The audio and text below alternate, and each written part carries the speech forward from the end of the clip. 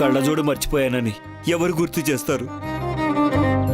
చల్లారక ముందే టీ తాగాలని పక్కనే ఉండి ఎవరు హెచ్చరిస్తారు?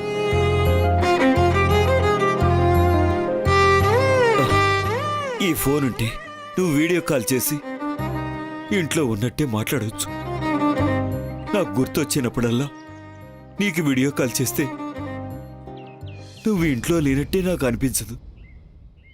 మాట్లాడతావు కదమ్మా?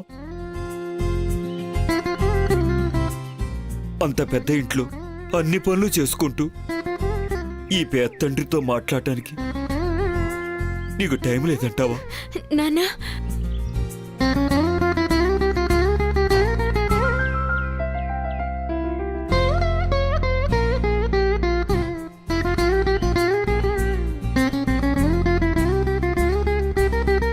ఆడపిల్ల ఇల్లే మారుతుంది నాన్నా, ఆడపిల్ల మారదు. ఎక్కడున్నా పుట్టింటి మీదే ప్రేముంటుంది.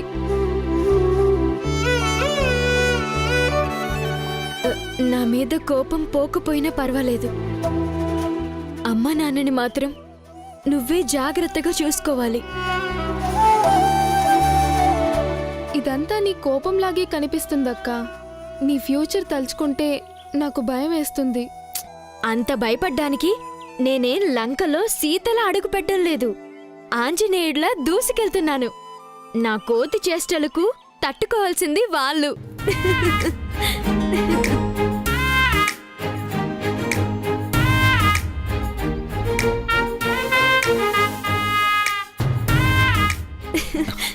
ఈ నవ్వు ఇలా ఉన్నప్పుడే మన ముగ్గురు ఒక సెల్ఫీ దిగుదామా? నానా, నేను తీస్తాను.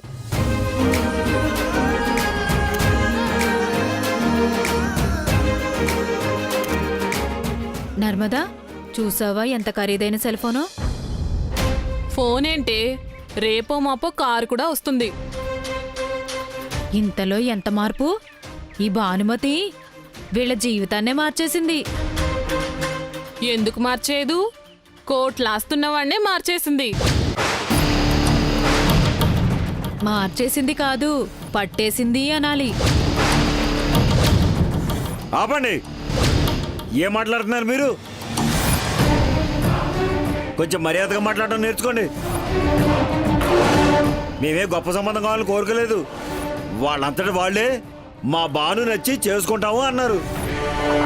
ఈ ఫోన్ కూడా మాకేం తయారుగా రాలేదు. నేనెంతో కష్టపడి సంపాదించిన డబ్బులతో కొన్నాను. అదేలేండి రాజుగారు, తంతే బూర్లు బుట్లో పడ్డారు అంటున్నాను. వాళ్ళంతట వాళ్ళే వస్తే మాత్రం చూస్తూ చూస్తూ రెండో పెళ్లివాడికి 3 కొడుకులు కోడళ్ళు ఉన్నవాడికి ఇచ్చి పెళ్లి చేస్తారా? వాళ్ళకి డబ్బుంది కాబట్టే కదా. ఏం మాట్లాడుతున్నావు నువ్వు? డబ్బు కోసం నా కూతురు గొంతుకు వచ్చేవాళ్ళ కనిపిస్తున్నానా? ఆగు నాన్నా, వీళ్లతో నువ్వు మాట్లాడకూడదు. ఆ సమాధానమేదో నేను చెప్తాను. మీరెంత కష్టపడి మమ్మల్ని పెంచారో చూసి కూడా ఇలా మాట్లాడుతున్నారంటే బహుశా వీళ్ళ ఇంట్లో ఆడపిల్లలకి ఇలాంటి సంబంధం రాలేదే అన్న కడుపు మంట అయ్యుండొచ్చు. ఈ నర్మదా ఆంటీ వాళ్ళ అమ్మాయి వనిత ఎవడితోనూ ఎక్కడికో పారిపోతే నేనే కనిపెట్టి లాక్కొచ్చి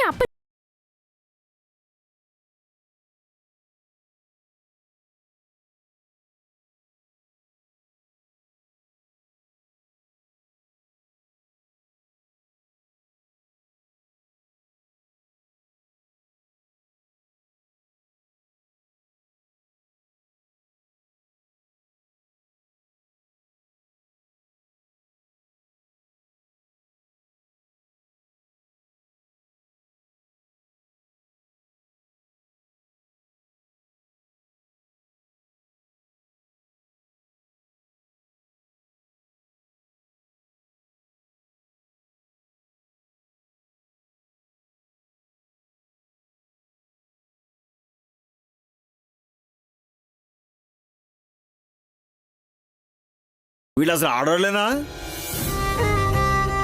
అసలు ఈ పెళ్లి అనే వచ్చు నా మెడకెందుకు బిగుసుకుంది? ఇదంతా నాన్నకు వీళ్ళందరికీ ఎలా తెలుస్తుంది? ఈ పెళ్లి నాకిష్టం లేదు అంటే నాన్న ఏమైపోతాడు?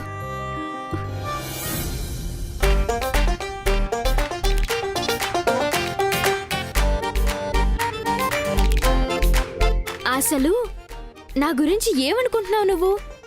ఆ ఏజే పెద్ద భార్య వేలుకు ఉన్నంతకాలం ఉన్నావు, ఇప్పుడేమో నా దగ్గరకొచ్చావు. నువ్వు ఉంగరానివి, బొంగరంలా నా చుట్టూ తిరుగుతావేంటి?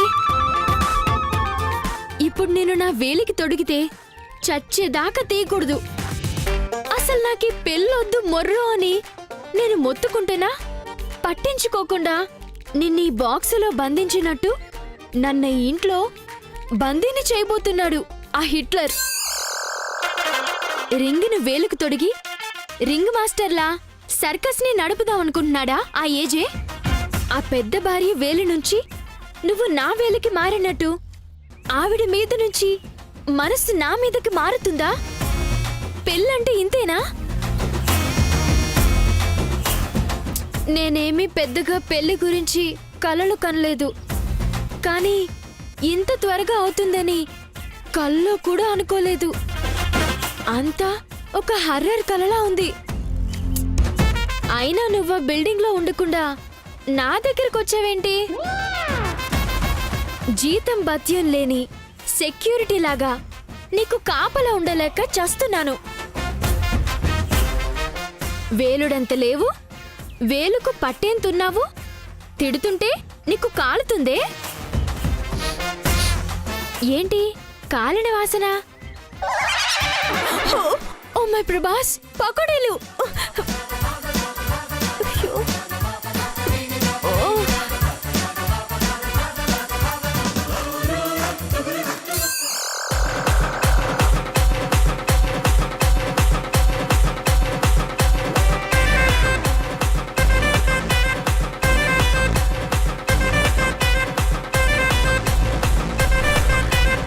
నాన్న కోసం 4 పకోడీలు కూడా వేలేవు. నీ మొహానికి 3 కోడళ్లకు అత్తగా వెళ్లే అర్హత ఏముందే భానుమతి? మతి ఉండి ఈ నిర్ణయం తీసుకున్నావా? మీ అమ్మ వచ్చాక శాతంలే బాను. ఆ పొగడీలేటు నీ వల్ల కాదులే గాని వదిలే. నాన్న, ఆఖరికి నువ్వు కూడా నా వల్ల కాదు అంటావేంటి? కొన్ని వేస్ట్ అయినా చివరికి టేస్ట్ బాగున్నాయనిపించేలా చేస్తాను. చాలా.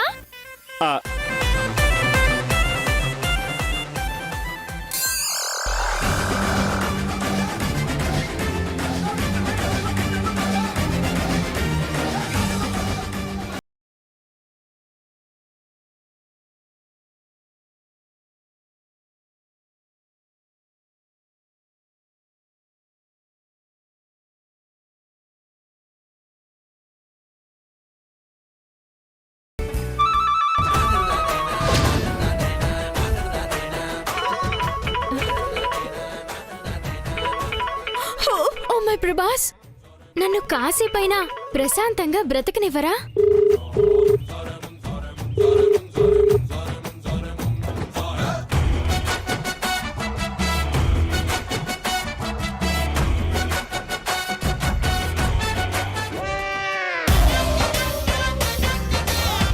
మీ ఏరియాలో భూకంపంగానే వచ్చిందా?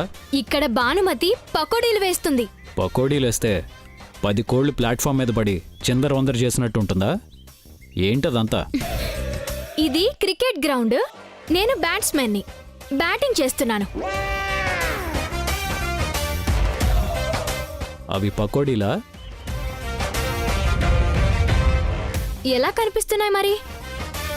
రెగ్యులర్గా వేసేవాడితో పాటు బొగ్గు బూడిద కూడా కలిపావా? మా మిడిల్ క్లాస్ కిచెన్ ఇలాగే ఉంటుంది. మీ అంత రిచ్ కాదు కదా. పకోడీలంటే కాస్త ఎర్రగా వేయించాను అంతే. నా మాట విని అవి ఎవరికీ పెట్టుకో. ఏం తింటే ఫుడ్ పాయిజనింగ్ అయిందనేది డాక్టర్లు కూడా కనుక్కోలేరు. అయినా అదంతా నీ పర్సనల్. ఇక నా పర్సనల్ విషయానికి వస్తే, నా రింగ్ చూడాలనిపించింది, ఫోన్ చేశాను. బాను బాగా బిజీ. పర్లేదు, నేను చూడాలి. అరే, నేను పనిలో ఉన్నానంటే పట్టించుకోరేంటి? మీ రింగ్ ఎక్కడో ఉంటుంది, తర్వాత చూపిస్తాను. ఎక్కడ ఉండటం ఏంటి? అదేమన్నా నీ బ్రెయిన్ అనుకున్నావా? ఒక రింగ్ను కూడా జాగ్రత్త చేయడం చేత కదా? నాకు చేత కాదంటే ఊరుకోను. ఇక్కడే ఉంది, ఉండండి చూపిస్తాను.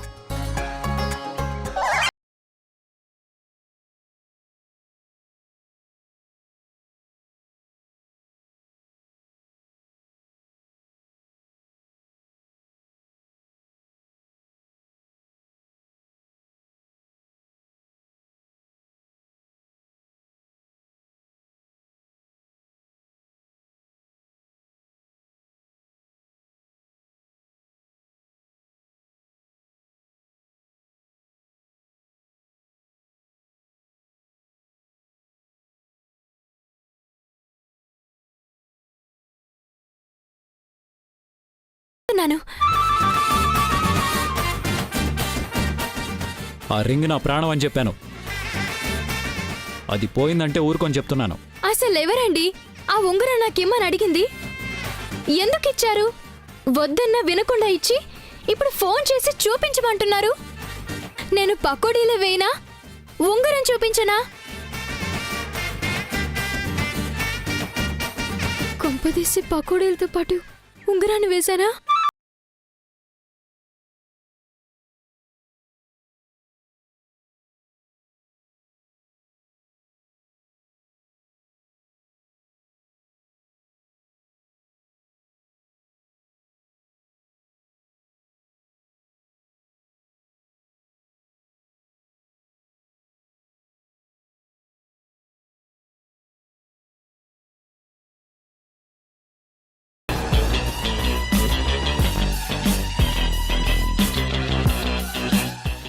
ఏమన్నారు ఇందాక?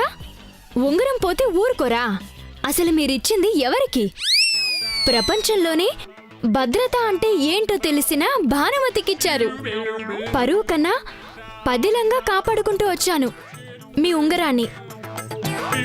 మీరు మూడు విషయాలు గుర్తుపెట్టుకోండి. 1, ఈ భానుమతిని ఎప్పుడూ అండర్ ఎస్టిమేట్ చెయ్యొద్దు. 2, భానుమతికి ఏ వస్తువు ఇచ్చినా బ్యాంకు లాకర్లో ఉన్నంత భద్రంగా ఉంటుంది. అర్థమైందా? మరి మూడోది? మీ ఈ ఉంగరాన్ని అడగండి, చెప్తుంది. ఉంగరానికి ఏదో అంటింది, ఏంటిది? బానే ఉంది. పకోడీలేస్తే ఆ మాత్రం పిండి అంటుకోదా? ఓ గాడ్, పోయి ఇంత రెక్లెస్ అమ్మాయికి అంత విలువైన వస్తువు ఇచ్చినందుకు నన్ను నేను అనుకోవాలి. అంటించింది చాలు. ముందు నువ్వు చేసే మహాయజ్ఞాన్ని ఆపేసి ఆ పిండి తుడిచి ఇక నుంచి జాగ్రత్తగా చూసుకో.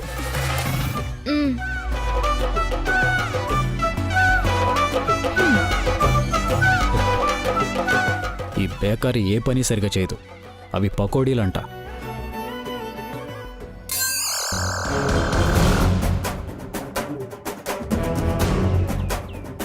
ఈ ఆమ్లెట్ కూడా కర్రీ పకోడీలా తయారైంది.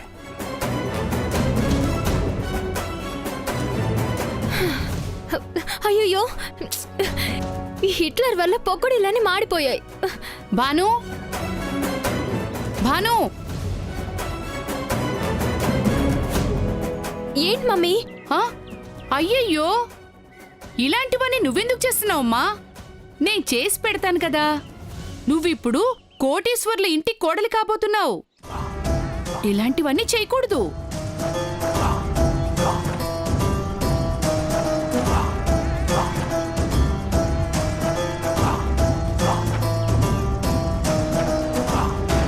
ఇంత ఖరీదైన ఉంగరం నీకెక్కడిది? నాది కాదు మమ్మీ, కానీ ఇక నుంచి నాదే అవుతుంది. ఎంగేజ్మెంట్ రోజు ఆ ఏజీ నా వేలికి తొడిగేది ఇదే. అప్పటిదాకా నన్నే జాగ్రత్తగా ఉంచమని ఇచ్చి వెళ్ళాడు. ఇంత కాస్ట్లీ ఉంగరం నీ దగ్గరెందుకు? నువ్వసలు చిన్న చిన్న పనులే సరిగ్గా చేయలేవు. ఇంత ఖరీదైంది దాచటం నీ వల్లేమవుతుంది? ఇటివ్వు, నేను దాస్తాను. హ, వద్దు మమ్మీ, ఇది నా బాధ్యత. ఉంగరం చిన్నదైనా బాధ్యత పెద్దది కదా. ఈ బరువు నేనే మోస్తాను, జాగ్రత్తగానే దాస్తాను. సరే, నీ ఇష్టం. నువ్వు జాగ్రత్తగా దాస్తానన్నా నేను నీకు ఇవ్వలేను మమ్మీ. ఆ హిట్లర్ 2 గంటలకొకసారి సడన్ గా ఫోన్ చేసి ఈ ఉంగరం చూపించమంటాడు. మ్యూజియంలో ఉండాల్సిన ఉంగరం నా దగ్గర పెట్టి నన్ను కాపలా పెట్టాడు. ఇందులో అంత ప్రత్యేకత ఏముందో? ఆ,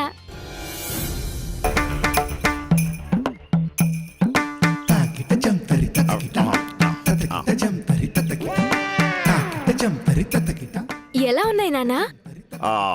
పకోడీ లాగానే ఉన్నాయమ్మా. టేస్ట్ ఎలా ఉన్నాయి నాన్నా? చాలా బాగున్నాయమ్మా. ఉప్పేసి ఉంటే ఇంకా బాగుండేదమ్మా. అయ్యో, సారీ.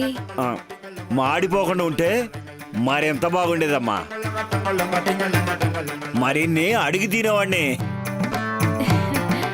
అయితే బాగోలేవనే కదా నాన్న. అయ్యో, వీటిని ఒక్కసారి తింటే నాలా మతిపరిపోనోడు కూడా ఎప్పటికీ మర్చిపోడమ్మా. నువ్వు మెచ్చుకుంటున్నావో నచ్చలేదంటున్నావో అర్థం కావట్లేదు నాన్న. నాకు పెళ్ళైన కొత్తలో మీ అమ్మ పుట్టింటికి వెళ్ళినప్పుడు నీ వండిన కూర నేనే తిన్నానమ్మా. అది ఎప్పటికే మర్చిపోలేను. కారం ఎక్కువై రొయ్యల చెరువులో రొయ్యల ఇల్లంతా ఎగురుతూనే ఉన్నాను. మీ అత్తగారింటికి వెళ్ళేలోపు మీ అమ్మ దగ్గర వంట నేర్చుకోమ్మా. అత్తగారింట్లో వంట చేయాల్సిన కర్మ దానికేంటండి? ఆ? అక్కడ 3 కోడళ్ళున్నారు. ఓ, అక్కడ లేరు, ఇక్కడున్నారు.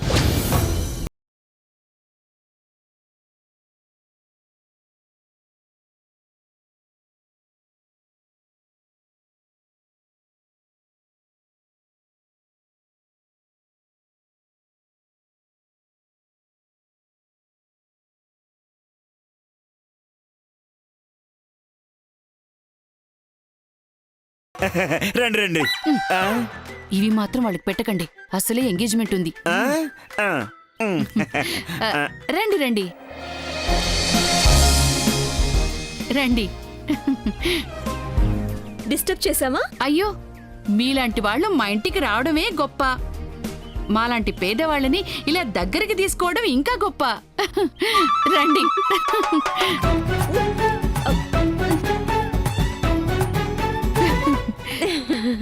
మా కాబోయే అత్తగారి కోసం చీరలు ఎప్పుడో కొనిపెట్టాం. అవి ఇప్పుడు ఇవ్వాలని తీసుకొచ్చాం. చూడు ఎన్నెన్ని వెరైటీస్ ఉన్నాయో. అన్ని డిజైనర్ శారీసే.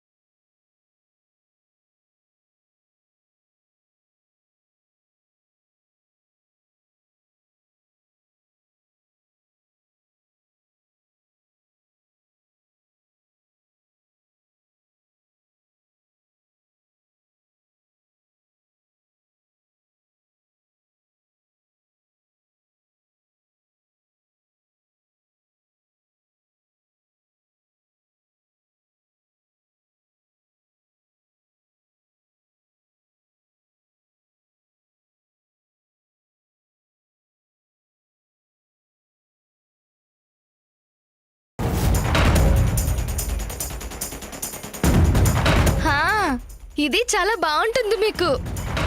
చాలా బాగుంటుంది. ఈ శారీస్ అన్ని మీకు చాలా బాగుంటాయి. ఇదే బాగుంది. ఇది కూడా బాగుంటుంది.